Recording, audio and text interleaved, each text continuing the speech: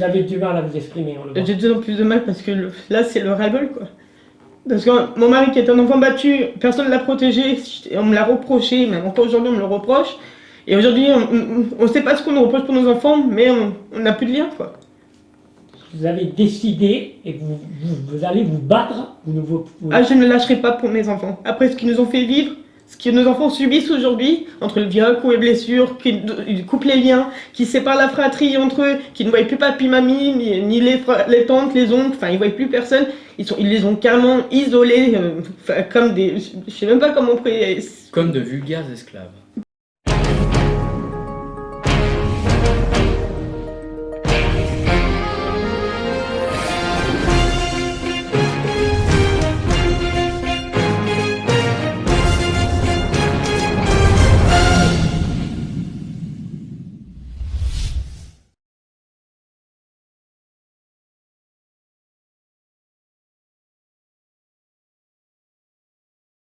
Aurélie, Maxime, on va dire que vous vivez depuis plusieurs années un véritable enfer. Donc vous avez connu ça un petit peu au tout début, Maxime, puisqu'à l'âge de 17 ans, on peut dire que vous avez été mis dehors par vos parents. Voilà, tout à fait, voilà. C'était même un peu avant d'ailleurs mes 17 ans. Mes parents m'ont viré à la porte carrément, hein, au sens propre du terme, hein, pas au figuré. Avec carrément, tu prends tes cartons, on veut plus de toi ici. Parce que un enfant maltraité qui dénonce, ça plaît pas forcément à ses parents, donc du coup on fait en sorte à le dégager, quoi. Aurélie, vous le connaissiez? Je le connais depuis ses 14 ans. Quand je l'ai connu, déjà avec donc moi j'étais en apprentissage, je commençais ma deuxième année. Donc lui il a rentré en pré-apprentissage et déjà les premiers temps je voyais qu'il y avait un truc qui allait pas. 15 jours après quand on s'est rencontrés pour la première fois, on a commencé à sortir ensemble. Et plus le temps passait, plus la maltraitance qu'il subissait, ça se voyait. Je lui ai dit de faire un signalement en urgence, grâce à l'école et aussi mon employeur, on a pu faire. Et le problème, c'est que l'aide sociale à l'enfance, exactement les services sociaux de Châteauvert à l'époque, lui ont dit, donc qui a été plus tard la chef de service de l'ASE de Porte-les-Valences, elle a osé dire que c'était qu'une crise d'adolescence. Donc je l'ai recueilli en urgence suite à que ses parents l'ont mis à la porte et 2 mois après, 1 mois et demi, 2 mois après qu'ils soient arrivés chez moi, là on a été convoqué à la brigade des mineurs pour savoir ce qui se passait et 15 jours après on était devant le juge des enfants et l'enfer a commencé. Ce qui veut dire que l'enfer a commencé. Donc vous, par contre, vous étiez à quelques mois de la majorité. Donc on va dire qu'on vous a laissé, puisque vous aviez la majorité sexuelle, puisqu'elle était à 16 ans. Donc on vous a laissé, je veux dire, n'importe comment, vous m'avez dit que si on vous avait placé, vous seriez automatiquement parti. Ah oui, moi déjà, y a quelqu'un qui était venu voir l'endroit où je vivais. Pour cette personne, il y avait tout ce qu'il fallait, les frigos, les placards étaient pleins, j'avais de quoi me laver, de l'électricité. Donc pour les personnes des CESE qui étaient venues voir là où j'y vais, il n'y a pas de problème. Et du coup, ouais, moi, dès le début, je me suis dit, si on me place, hors de question que je sois placé, je me barrais. Illico presto, j'avais déjà tout prévu au cas où, on ne sait jamais. Heureusement, on ne m'a pas placé. Donc, de votre union que vous avez tous les deux, donc vous avez 4 enfants. 4 ans, oui. Émilie, 8 ans, Rose, 7 ans, Mélanie, 4 ans, et Marie, 1 an et demi. Oui. Les 3 premiers vous ont été retirés à quelle époque? En septembre 2018, exactement le 28 septembre 2018, ils ont été retirés suite au faux rapport de la sauvegarde de l'enfance qui avait suivi mon mari quelques années plus tôt, qui ont dit que de toute manière, quoi qu'on aurait fait, de toute manière, nos enfants étaient destinés à être placés. Oui, ce qui veut dire que pour eux, ils considèrent que des enfants où le père ou la mère a subi des violences... Non, c'était même pas ça, c'était le fait que mon mari était avec moi, parce qu'on n'a que 3 ans de différence, on était trop jeunes pour avoir un enfant. D'accord, parce qu'en France, à l'heure actuelle, il y a un âge où on peut avoir des enfants et pouvoir les assumer. Alors qu'à cette époque-là, vous aviez... Moi, j'avais à peine... quand ma première est née, j'allais sur mes 20 ans et mon mari, il allait sur il venait avoir il allait avoir ses 18 ans quelques mois après. Et par contre, ce qui s'est... mais pour quel motif alors? ils vous les ont retirés? Eh ben, c'est ce qu'on me pose toujours la question. C'est aussi bien à l'aide sociale à l'enfance qu'aussi bien tous les services sociaux qu'on a eu jusqu'à présent, dont la PJJ, la sauvegarde de l'enfance, on a eu la NEF, accueil maternel et accueil et visite médiatisée, aux nombreux juges des enfants, à nos avocats, et personne ne peut nous répondre pourquoi elles ont été placées, ni les unes ni les autres. Vous aviez des revenus, tous les deux? Oui, on avait tous les deux un revenu qui rentrait tous les mois, plus les aides sociales, hein, les aides de la CAF, mais la majorité c'était nos revenus à nous, quoi. Alors, on vous aurait reproché que vous aviez chez vous des animaux. Voilà. Alors, énormément d'animaux, est-ce que vous pouvez me les énumérer? Alors, au départ, on n'avait qu'un lapin, d'après eux. Après, on est passé avec un lapin, un chien. Quelques années plus tard, on avait 2 chiens, 3 chats, 5 lapins et 6 chats, d'après les rapports. Or, chez nous, il n'y a qu'un chien et une tortue. Donc, il y a quand même pas mal d'animaux qu'on aimerait savoir où ils arrivent d'aujourd'hui. C'est-à-dire que vous aviez une énorme animalerie chez vous, qui c'est était même considérée d'un chien et d'une tortue. Voilà. C'est ça. C'est énorme, hein. Là aujourd'hui, c'était même si on écoutait les services sociaux et les juges, parce qu'on n'en a pas qu'un, c'est que si on écoutait, c'était même une ferme, voire un zoo à ce niveau-là. D'accord. Parce qu'on aurait eu des oiseaux, enfin on aurait eu... Alors, on va revenir par contre au cas de Marie. Donc, vous pouvez nous expliquer dans lesquelles conditions elle est venue au monde et dans lesquelles conditions on vous l'a retirée.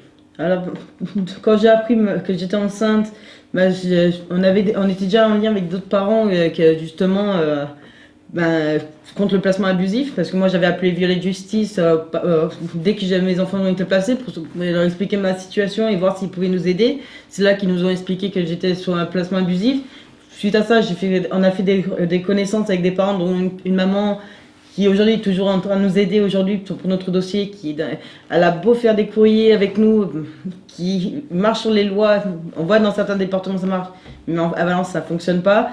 Et en fait, avec elle, on avait préparé quel avenir on avait promis à Marie pendant la grossesse. Donc pendant 9 mois, on était en train de voir comment on faisait. Est-ce qu'il fallait partir de la France, mais en pensant que les 3 aînés étaient placés. Donc il y avait la question, est-ce qu'on va qu'est-ce qu'elles vont penser, est-ce qu'on les a abandonnés ou pas pour protéger leur petite sœur. Et l'autre côté, on voulait pas les abandonner non plus. Et du coup, ça a fait que nous, on était entre 2 piédestals. Au moment de sa naissance, ça a été l'enfer, c'est clair de le dire. Alors j'ai commencé à avoir le matin, j'avais rendez-vous avec mon mari, avec l'aide sociale à l'enfance, la pneumologue de notre 3e, pour un bilan pour son asthme, qui là déjà nous dit, avec l'aide sociale à l'enfance de Porte-les-Valences, les suivis des enfants ne sont pas faits. Donc notre fille était repartie avec une crise d'asthme assez importante. À 14h, j'ai les premières contractions assez importantes.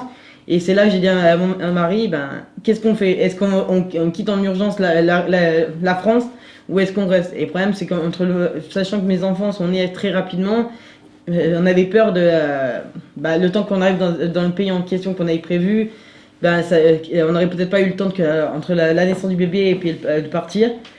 J'accouche à 19h, déjà pendant tout je rentre à la maternité à 16h. Grâce à des pompiers parce que ma famille n'était pas disponible à ce moment-là. À 16h, déjà les Hugo à Valence m'ont pris comme une chienne, c'est qu'à ils ne voulaient pas faire d'examen. Pour eux, c'est je me démerde et puis ça s'arrêtait là. Ils me passent en salle d'accouchement. Alors là, normalement, moi j'accouche avec un masque, je sais pas comment ils appellent ça. C'est un gaz hilarant en fait, mais par contre le nom, aucune idée. Hein. Et alors là, ils voulaient pas me le mettre. Après, ils savaient plus l'allumer miraculeusement. Marie, elle est née très rapidement avec la poche des os et tout ça. Et après, là, c'est mieux. Et après, du coup, la petite, elle sort et du coup, les infirmières ou les sages-femmes, je sais pas, on nous a pas dit de nom, ont arraché le placenta, carrément. Elles ont arraché le placenta et en fait, il est pas sorti totalement, ce qui veut dire qu'il restait encore du placenta à l'intérieur. Donc du coup, hémorragie. Ils ont dû appeler du coup le chirurgien. Et du coup déjà, les infirmières voulaient lui mettre, voulaient lui poser une péridurale. Mais Aurélie étant allergique à la pénicilline, il était hors de question qu'on lui fasse une péridurale. Du coup, ça a été une rachianesthésie. Donc Marie est née. C'est là que je voulais que vous me disiez exactement ce qui s'est passé. Ah bah là, aussitôt, là, la petite elle est dans mes bras, on me demande le carnet, le carnet, Le livret de le famille. livret de famille, voilà, merci. Le livret de famille, pourquoi? Ben parce que c'est comme ça, c'est la loi. Non, c'est pas la loi, c'est moi qui dois avoir le carnet, le livret de famille, Et là, par chance, c'était mon papa qui l'avait. heureusement. Et après, là, ils m'ont levé tout de suite. Ils en avaient rien à faire, ce qui pouvait se passer. Ils m'ont mis sur le siège. Ils nous ont monté dans un premier temps dans la chambre. Ils ont branché Marie, soi-disant qu'elle avait un problème cardiaque. Alors, c'était la bonne excuse au départ. Parce qu'au moment après, donc, vu comme j'étais encore sous anesthésie, j'ai dit à Maxime, bah, on sort 5 minutes, le temps qu'on prévienne tous nos proches, comme quoi que notre fille Marie était née. Donc, on l'a laissé à 2 secondes à la pouponnière, juste le temps de descendre. On arrive en bas, donc j'appelle tout le monde, je fume ma cigarette 5 minutes, le temps de souffler après toutes les émotions qui venaient de se passer.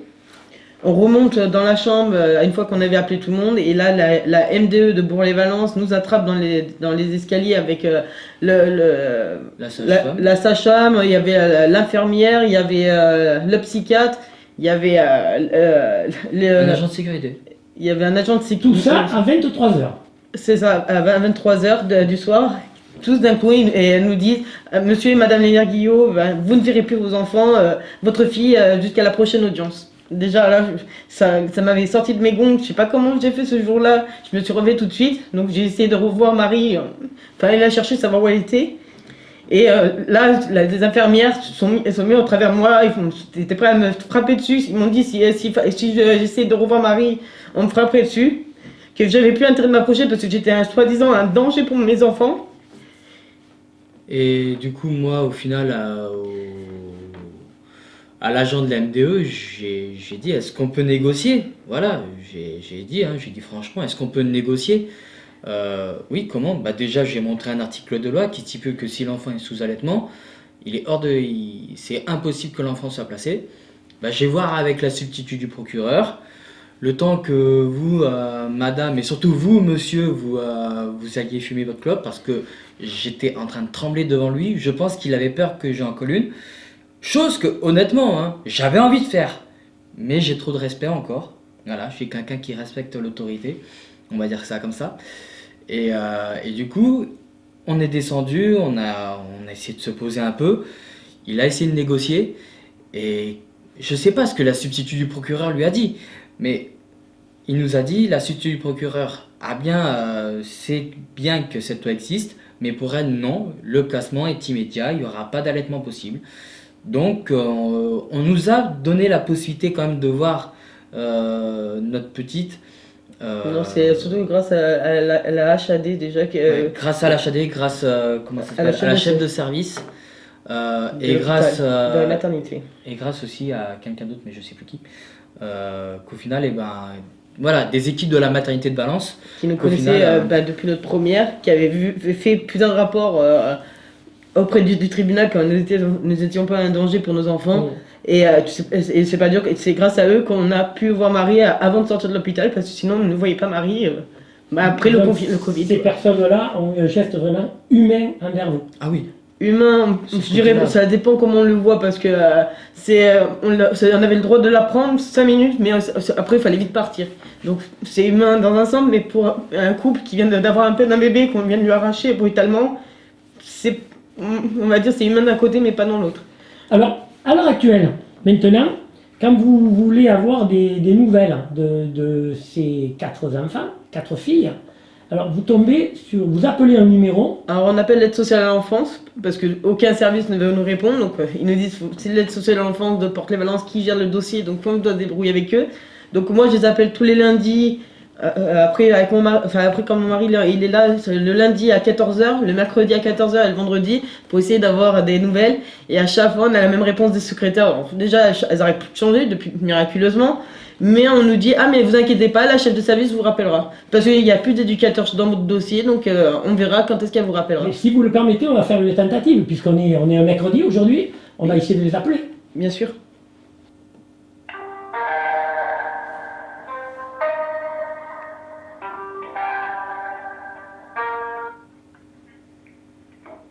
Bonjour. Oui bonjour, c'est monsieur et madame Léna Guillot, les parents d'Émilie, Rose, Mélanie et Marie. Oui. Je vous appelle parce que nous attendons toujours des nouvelles des enfants. Alors, vous m'avez dit votre nom de famille, s'il vous plaît? Léna Guillot. D'accord. Alors, je vais voir si je peux vous passer quelqu'un, une des référentes. Parce qu'il y a des référents aujourd'hui. Alors, en fait, aujourd'hui, il y a pas mal de personnes qui sont en visite à domicile. Je suis toute seule, donc c'est un peu compliqué. D'accord. Et ça fait qu'une semaine que je suis là, donc c'est encore plus compliqué. Mais on va trouver une solution. D'accord. Alors, attendez, j'ai regardé. C'est une première. Une première. Déjà, si je peux vous passer. Hop.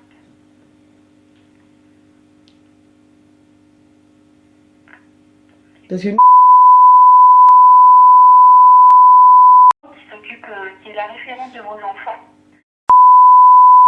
Elle est partie en visite à domicile et elle revient pas, elle n'a pas revenu dans les bureaux. ça va, on nous a,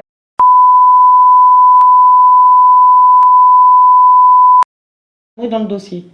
Et surtout qu'on a dit que c'est Qui reprenait en charge les 4 enfants. qui nous appellerait surtout. Alors là, je peux même pas vous. Extérieur, donc du coup, je suis un peu embêtée, je sais pas trop quoi vous... Bah, vous allez nous répondre comme d'habitude quand on va nous rappeler et malheureusement il n'y aura personne qui nous rappellera. Voilà. C'est ce qu'on nous fait depuis 2 mois et demi, donc c'est à chaque fois la même chose quoi. Est-ce que ça serait possible de faire remonter ça d'ailleurs? Le souci, c'est que, comme je l'ai dit, moi, ça fait pas très longtemps que je suis là, ça fait qu'une semaine, enfin 8 jours aujourd'hui. Et je ne sais pas du tout comment les antériorités par rapport à votre dossier, je sais pas du tout. Bah, je sais pas parce qu'il y a 2 mois en arrière, on nous a répondu comme quoi que on changerait de territoire, que ce sera plus Porte-les-Valences qui donnerait le rendez-vous. Entre temps, on apprend que vous avez l'aide sociale à l'enfance de Porte-les-Valences a déposé plainte contre nous. Ça, après, ça, apparemment, ça c'est bien se venger sur les enfants. Et depuis, on a sans accord du magistrat, on ne voit plus les enfants et on n'arrive plus à avoir de nouvelles des enfants. Ce qui est quand même aberrant parce que là, c'est pas le magistrat qui a pris la décision. Et on veut, comme vous me dites pas que c'est pas vrai parce que j'ai appelé le tribunal. Oui, mais la dame elle est arrivée il y a pas longtemps. Je ne saurais pas quoi vous dire, je connais pas du tout la situation. Bah là, dans ces cas-là, vous dites à... Vendredi, je peux vous garantir que je serai au service et il y en a un qui a intérêt de me répondre. Parce que là, dans ces cas-là, j'irai voir le magistrat. Parce que c'est toutes les semaines la même chose depuis 2 mois et demi. Là, il y a qui en aura le bol. Bah, je vais transmettre le message, il n'y a aucun souci, madame. Ah, mais j'espère bien. Mais vous pouvez... Non, mais ça, c'est ce qu'on me dit. Je vais transmettre le message. C'est ce qu'on me dit. Je vous remercie. Merci. Passez une bonne fin de journée, madame. Merci à vous aussi. Et vous inquiétez pas, je transmets le message. Oui, mais le problème, c'est ça tout le temps. Donc, avoir transmettre de messages, c'est bien, mais nous, on va avoir les enfants. Je vous remercie. Je vous souhaite une bonne après-midi, madame. Oui. Merci. Au revoir. Donc là, on a l'exemple on va Même dire, en direct de ce que vous avez. Donc chaque fois vous appelez, Tout à fait. soit la personne n'est pas là, soit la personne va vous rappeler parce qu'elle est occupée et personne ne vous rappelle. Personne, et ça, là, c'est pas dur, c'est des nouvelles des enfants, c'est au bon vouloir de l'ASE. Et quand on appelle les familles d'accueil, c'est vous n'avez pas le droit d'avoir des nouvelles, on a l'ordre de l'ASE de ne pas vous répondre. Qu'est-ce que vous attendez de cette vidéo ou de ce reportage? Que nos enfants ont justice et vérité. Et que peut-être la justice va se réveiller et puis que les gens vont se réveiller, qu'on arrête d'entendre de dire que bah, si un enfant est placé, forcément il y a une raison. La preuve, encore une fois, malheureusement, c'est que pas forcément besoin d'une raison aujourd'hui pour l'enlever aujourd'hui. Vous avez du mal à vous exprimer, on le voit. J'ai de plus en plus de mal parce que là c'est le ras-le-bol quoi. Parce que mon mari qui est un enfant battu, personne ne l'a protégé, on me l'a reproché, même encore aujourd'hui on me le reproche. Et aujourd'hui on ne sait pas ce qu'on nous reproche pour nos enfants, mais on n'a plus de lien quoi. Vous avez décidé et vous allez vous battre. Ah, je ne lâcherai pas pour mes enfants. Après ce qu'ils nous ont fait vivre, ce que nos enfants subissent aujourd'hui, entre le viol, coups et blessures, qui coupent les liens, qui séparent la fratrie entre eux, qui ne voient plus papy, mamie, ni les tantes, les oncles, enfin ils ne voient plus personne. Ils les ont carrément isolés, comme des... Je sais même pas comment on pourrait... Comme de vulgaires esclaves. C'est même pire que des esclaves, parce que des esclaves, ils sont toujours plusieurs, que là, ces enfants-là sont vraiment isolés. Et le problème, c'est qu'il y a trop d'enfants qui sont placés abusivement, que la justice elle-même reconnaît. Nous, on a eu carrément l'État qui nous a répondu qu'effectivement, nos enfants n'auraient jamais dû être placés. mais que la PJJ, donc la garde des Sceaux et le tribunal de Valence ne veut pas s'en charger. Et malheureusement, ça, ils ne pourront pas dire que c'est pas vrai parce que j'ai le courrier qui aujourd'hui, c'est acté noir sur blanc, quoi. Moi, ce que j'aimerais juste rajouter, c'est qu'en fait, il y a un truc. Avant, moi, je croyais à notre système, en fait, à notre système judiciaire. Et j'ai pu constater un truc, c'est que il y a 30 ans, il y a 50 ans en arrière, notre système judiciaire était bon, à peu près, on va dire. Mais notre monde change, il évolue. Mais en fait, notre système judiciaire, lui, il n'a pas changé, il n'a pas évolué. Résultat, il est devenu obsolète. Il faut que ça change, il faut qu'il évolue. Mais quand est-ce que, en fait, quand est-ce que notre gouvernement va se réveiller? C'est ça la question. La véritable question, c'est quand est-ce qu'on va se réveiller? Moi, je vais vous poser une dernière question. Est-ce que vous avez l'impression que le gouvernement veut se réveiller? Non. Non, Pas du tout. bien au contraire, que moi j'ai eu des ministres justement qui m'ont répondu et c'est pas leur but de rendre les enfants. Bien au contraire, leur but c'est de multiplier, voire tripler les placements. Malheureusement, c'est... Et moi je ne laisserai pas faire ça pour mes enfants. Quand on a un magistrat qui ose nous dire que nous on est victimes aujourd'hui, nos enfants seront victimes demain, ça il n'en est pas question.